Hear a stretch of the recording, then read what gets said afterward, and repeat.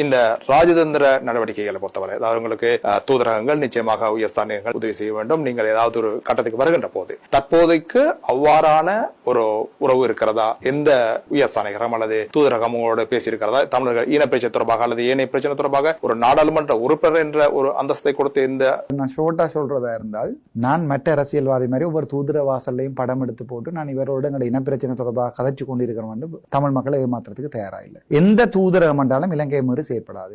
அதை வடிவாக கொள்ளும். எந்த தூதரகத்திலுமே நீங்க என்னதான் குத்தி முடிஞ்சாலும் இந்தியாவாக இருந்தா கூட அரசாங்கத்துக்கு பார்க்குமா எங்களை பார்க்குமா?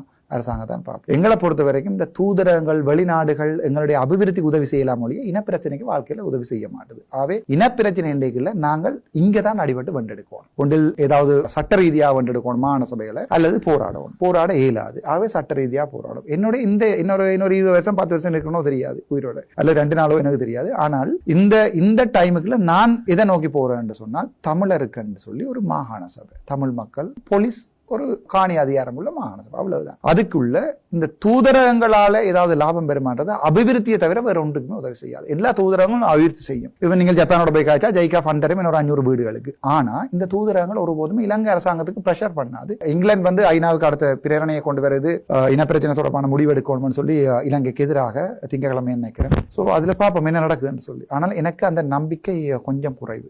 சர்வதேச நாடுகள் எங்களுக்கு முடிவை பெற்று தரும் என்ற நம்பிக்கை சரியான குறைவு. ஏனென்றால் இந்த வோக்கர் வந்திருக்கின்ற பாராளுமன்றத்தில் நடக்கின்ற போது கதை கேட்கல கூட அவ வந்து they are very fond of government.